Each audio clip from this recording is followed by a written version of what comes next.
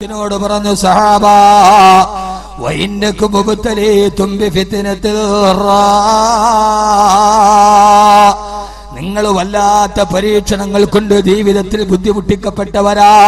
ധാരാളം പരീക്ഷണങ്ങൾ നിങ്ങൾ അഭിമുഖീകരിക്കേണ്ടി വന്നവരാ. അബൂജഹലിന്റെയും ഉത്ബത്തിന്റെയും ശൈബത്തിന്റെയും ഒക്കെ കഠിനമായ പീഡനങ്ങൾക്ക് വിധേയരായി തങ്ങളെ കുറ്റമെടുത്ത മണൽക്കാട്ടിലേക്ക് വലിച്ചെറിയപ്പെട്ട സഹാബത്തിനോട് അല്ലാഹുവിന്റെ റസൂൽ പറഞ്ഞു സഹാബാ നിങ്ങൾ ദീനിനു വേണ്ടി വല്ലാതെ കട്ടപ്പാട് അനുഭവിച്ച് പരീക്ഷിക്കപ്പെട്ടവരാ. നിങ്ങളെ തീച്ചൂളകളിലേക്ക് വലിച്ചെറിയപ്പെട്ടിട്ടുണ്ട്. നിങ്ങളുടെ ശരീരം പിച്ച് ചീന്തപ്പെട്ടിട്ടുണ്ട്. നിങ്ങളുടെ കൈകാലുകൾ വെട്ടിമുറുക്കപ്പെട്ടിട്ടുണ്ട്. സഹാബാ അതിനെല്ലാം നിങ്ങൾ അതിജീവിച്ചവരാ. അതിനെയെല്ലാം നിങ്ങളെ തരണം ചെയ്തവരാ. പക്ഷേ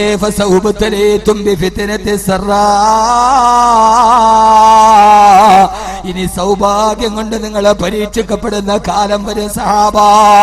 ആരാ പറയുന്നത്? അല്ലാഹുവിന്റെ റസൂലാണ് പറയുന്നത്. സൗഭാഗ്യങ്ങൾ കൊണ്ട് നിങ്ങളെ ജീവിതത്തിൽ പരീക്ഷിക്കപ്പെടും. അതിനെ അതിജയിക്കാൻ നിങ്ങൾക്ക് സാധ്യമല്ല സഹാബാ. ബദറിന്റെ രണാങ്കണത്തിൽ ആയിരങ്ങളെ ജയിച്ചടക്കിയ 10,000ങ്ങളുടെ മുമ്പിൽ ഒറ്റക്ക് പോരാടിയ തീക്കുന്തങ്ങളെയും വാരിക്കുന്തങ്ങളെയും പടവാളുകളെയും നേരിട്ടിട്ട് അതിജയിച്ച സഹാബത്തിനോടാണ് പറയുന്നത് സഹാബാ. ബദറിൽ ജനിച്ച, ഹുനൈനിൽ ജയിച്ച, ഖന്തക്കിൽ ജയിച്ച, അഹ്സാബിൽ ജയിച്ച സഹാബാ. മലകളെ പോലും പർവ്വതങ്ങളോട് ഏറ്റുമുട്ടിയാൽ തകരാത്ത ഹൃദയമുള്ള സഹാബാ. നിങ്ങൾക്കിനി അതിജയിക്കാൻ കഴിയാത്തൊരു പരീക്ഷണം വരുന്നുണ്ട്. അതെന്താണ് നബിയേ? അല്ലാഹുവിന്റെ റസൂൽ പറഞ്ഞു ഫസൗബതലീതും ബിഫിത്നതി സറാ. നിങ്ങളെല്ലാവരും സൗഭാഗ്യം കൊണ്ട് പരീക്ഷിക്കപ്പെടും സഹാബാ. ആ സമയത്ത് സഹാബത്ത് ചോദിച്ചു നബിയേ വമാ ഫിത്നതു സറാഇയ റസൂലല്ലാഹ്. സൗഭാഗ്യത്തിന്റെ പരീക്ഷണം എന്താണ് നബിയേ? ഈ കൊരയിടത്തിന്റെ കേൾക്കാൻ എന്റെ പ്രിയപ്പെട്ട സഹോദരിമാരോട് ആരെയും ഞാൻ കുറ്റപ്പെടുത്തി പ്രസംഗിക്കുന്നതല്ല. അല്ലാഹുവിന്റെ റസൂൽ പറഞ്ഞു സഹാബാ സമൃദ്ധിയുടെ പരീക്ഷണം എന്തെന്നറിയുമോ? ഇദാ ലബിസന്നിസാഉ അസാബത്തുൽ യമൻ. ഇദാ ലബിസന്നിസാഉ അസാബത്തുൽ യമൻ.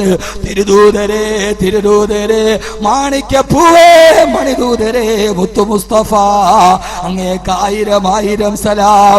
14 നൂറ്റാണ്ടുകൾക്ക് മുമ്പ് മദീന റൗളയുടെ ഭിത്തിയിൽ ചാരിയിരുന്നു കൊണ്ട് വരാനിരിക്കുന്ന ഇന്നത്തെ ഗൾഫ് ലോകത്തിന്റെ ദുഷ്പ്രവണതകൾ തന്റെ 6ാം ഇന്ദ്രിയം കൊണ്ട് കണ്ടെത്തിയ ലോകത്തിന്റെ തിരുദൂതരെ മുത്തുനബിയേ മുത്തുനബിയേ തിരുദൂതരെ അങ്ങേക്ക് 1000 സലാം. അല്ലാഹുവിന്റെ റസൂല് പറഞ്ഞു നിങ്ങളുടെ ഭാര്യമാർ വിദേശത്ത് നിന്നുള്ള വസ്തുക്കള് വല്ലാതെ ഇഷ്ടപ്പെടുന്ന കാലമെത്തിയാൽ, വിദേശ വസ്തുക്കളെ പെണ്ണുങ്ങൾക്ക് ഇഷ്ടം വരുന്ന കാലമെത്തിയാൽ അതാണ് ഏറ്റവും വലിയ സമൃദ്ധിയുടെ പരീക്ഷണമെന്ന് ഹബീബായ നബി മുഹമ്മദ് മുസ്തഫ. ഇദാ ലബിസൻ നിസാഉ അസാബത്തുൽ യമൻ. യമൻ അന്നത്തെ ഗൾഫാണ്. യമൻ അന്നത്തെ ഗൾഫാണ്. യമൻ യമൻ എന്ന് പറഞ്ഞാൽ അന്നത്തെ മനസ്സിലാവണണ്ട, ഇത് നബി തങ്ങളുടെ ഹദീസാണ്. നിങ്ങൾ കേട്ടിട്ടില്ലേ? കേട്ടോ? യമൻ എന്ന് പറഞ്ഞാൽ ഇന്നത്തെ സൗദി അറേബ്യ. ഇന്ന് സൗദി നമുക്ക് എങ്ങനെയാണോ, ദുബൈ നമുക്ക് എങ്ങനെയാണോ, മസ്കറ്റ് നമുക്ക് എങ്ങനെയാണോ, അങ്ങനെയാണ് അന്ന് യമൻ. നമ്മുടെ പെണ്ണുങ്ങൾക്ക് ഗൾഫിലെ സാധനമല്ലാതെ മറ്റൊന്ന് തികയാതെ വരിക. നാടൻ സാധനം അവർക്ക് വേണ്ട. തീർന്നില്ല, ഹദീസ് തീർന്നില്ല. അപ്പൊ ഉസ്താദ് ഇപ്പൊ പെണ്ണുങ്ങള് ഗൾഫിൽ നിന്ന് സാധനം വേണോന്ന് പറയുന്നതിൽ എന്താ തെറ്റ്? പക്ഷെ നിനക്കാണെങ്കിലോ ഭർത്താവിനാണെങ്കിലോ അത് വാങ്ങിച്ചു കൊടുക്കാനുള്ള സാമ്പത്തിക ശേഷി പറ. സാമ്പത്തിക ശേഷി അള്ളാനെ അറിയുക എന്നുള്ളതാണ് വിഷയം. വിഷയം തന്നെ ഞാൻ പറഞ്ഞ ചിന്തിക്ക് നന്നായിട്ട് നോക്ക്. ഭാര്യയ്ക്ക് വിദേശ വസ്തുക്കളോട്, വില കൂടിയ വസ്തുക്കളോട് ഭയങ്കര ഭ്രമം, അതിരട്ട ഭ്രമം. അത് ആഗ്രഹിക്കാൻ പാടില്ല എന്നൊന്നുമല്ല, അതിരട്ട അത്യാഗ്രഹം. ഒരു കല്യാണത്തിന് പോകണമെങ്കിൽ ഇന്നെടുത്തത് നാളെ അവള്. നമ്മുടെയൊക്കെ നാട്ടിൽ അങ്ങനെയൊക്കെ ആയിട്ടുണ്ട്. യഥാർത്ഥത്തിൽ ഭർത്താവിന് ഇത് വാങ്ങിച്ചു കൊടുക്കാനുള്ള സാമ്പത്തിക ശേഷി ഇല്ല. എന്നാൽ ഭാര്യയെ തൃപ്തിപ്പെടുത്താൻ, അവന് സ്വൈര്യമായി ജീവിക്കാൻ ഇത് ചെയ്തേ അപ്പോൾ അവൻ അല്ലാഹുവിന്റെ പ്രവാചകൻ നബി മുഹമ്മദ് മുസ്തഫ, ആദരവായ പ്രവാചകൻ നബി മുഹമ്മദ് മുസ്തഫ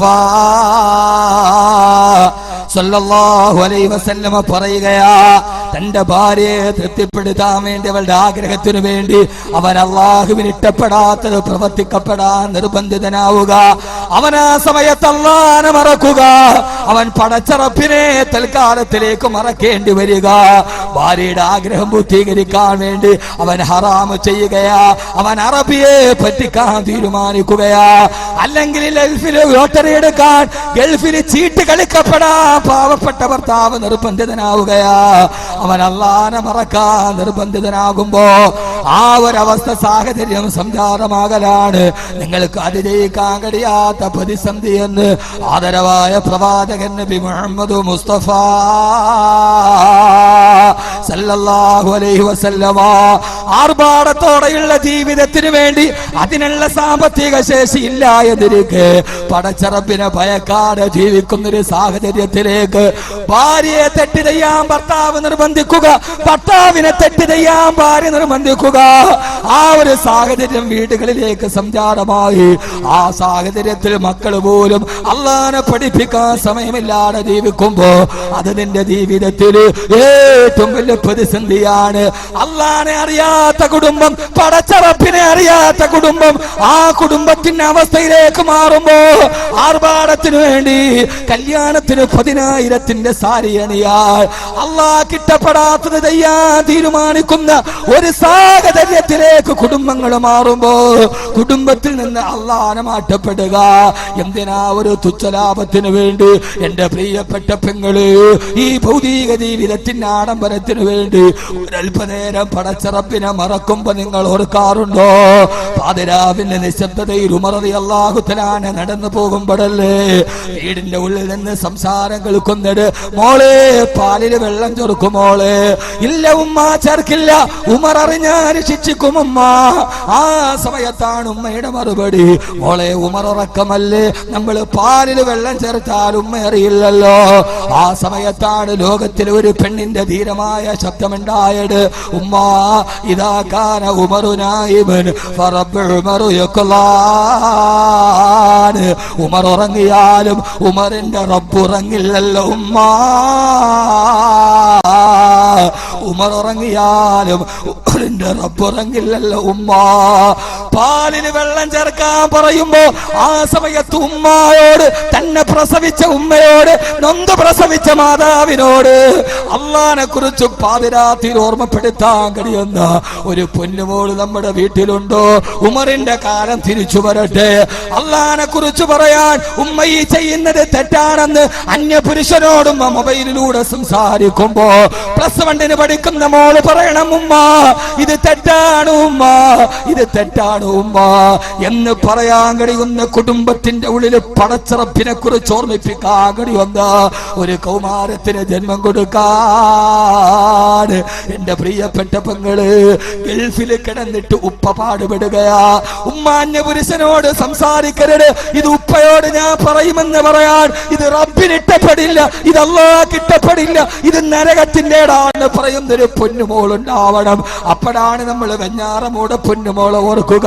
നബിദിനത്തിന്റെ അന്ന് രാത്രി കാമുകൻ വീട്ടിൽ കയറിയപ്പോ എന്റെ ഉമ്മാടെ കടപ്പറയിൽ മറ്റൊരാളെ കണ്ടപ്പോ, ഉമ്മ ഞാനിത് ഉപ്പയോട് പറയുമെന്ന് പറഞ്ഞ പൊന്നുമോളെയാണ് നന്ദ് പ്രസവിച്ച ഉമ്മ തന്നെ ജനലിൽ കെട്ടി തൂക്കി കൊന്നൊടുക്കിയത്. അതും ഈ കണ്ടെടുത്തത് ഈ ലോകമാണ്. ഉപ്പയോട് പറയുമെന്ന് പറഞ്ഞപ്പോ പൊന്നുമോളെ പോലും കാമുകന്റെ കൂടെ കിടക്കുന്ന ഒരു രാത്രിയുടെ വിലയായി നൊന്ത് പ്രസവിച്ച മകളെ കൊടുക്കുന്ന ലോകം. ഈ ലോകം എവിടേക്കാണ് പോകുന്നത്? നൊന്ത് പ്രസവിച്ച മക്കളുടെ വില എന്താണ്? കാമുകന്റെ കൂടെ കിടക്കുന്ന ഒരു രാത്രിയുടെ വില പൊന്നുമോളുടെ ജീവിതമായി മാറുക. എന്റെ പ്രിയപ്പെട്ട സഹോദരങ്ങളെ, പോരേടത്തിനും പള്ളിക്കലും അടക്കമുള്ള അല്ലാഹു ധാരാളം സൗകര്യം ചെയ്ത ഗൾഫിന്റെ വരുമാനം കൊണ്ടുവന്ന ലോകമാണിത്. ഞാൻ ഈ അടുത്ത സമയത്ത് ദുബൈയിൽ പോകുമ്പോ നട്ടുച്ച നേരത്തെ ഷാർജയിലൂടെ പോവുകയാ. ആ സമയത്ത് തൃശ്ശൂരുള്ള ഒരു സുഹൃത്തിനെ സുഹൃത്തിനെ കാണാൻ പോയി. ഞാനും എന്റെ സുഹൃത്തുമുണ്ട്. കാറിൽ നിന്ന് വെളിയിലോട്ട് ഇറങ്ങിയപ്പോ സുബ്ഹാനല്ലാഹ്, ഈ റമദാനിലാണ് ഞാൻ എന്റെ പ്രിയപ്പെട്ട സുഹൃത്തിനോട് പറഞ്ഞു, ഞാൻ കാറിൽ നിന്ന് ഇറങ്ങില്ല, അത്രയേറെ കഠിനമായ ചൂടാണ്. ഡോറ് തുറന്നു, എന്നെ മുഖം കരിയുന്നത് പോലെ ഇറങ്ങാൻ കഴിയാതെ ഡോറടച്ചിട്ട് ഞാൻ അവിടെ ഇരുന്നു. എനിക്കിറങ്ങാൻ കഴിയുന്നില്ല, രോമം കരിയുന്നുവോ. റമദാനിലെ ചൂടാ. ആ സമയത്താണ് ഞാൻ കണ്ടത്, ശാരദയുടെ മറുഭാഗത്ത് നട്ടുച്ച നേരത്ത് താടി നരച്ച ഒരു മനുഷ്യന് സമൂസ വിൽക്കുകയാ. ഒരു തുള്ളി തണല് പോലുമില്ല. ഗൾഫിൽ നിന്ന് ഭർത്താവ് അയച്ചു കൊടുക്കുന്ന പൈസ മുഴുവനും ആർഭാടത്തോടെ ചെലവഴിക്കുന്ന പെണ്ണ്, നീ അറിയേണ്ട കാര്യമാണിത്. ആ മനുഷ്യൻ താടി നരച്ചിട്ടുണ്ട്. നട്ടുച്ച നേരത്ത് ശാരദയിലിരുന്നിട്ട് നോമ്പ് തുറക്കാൻ വരുന്നവർക്ക് സമൂസ വിൽക്കുകയാ.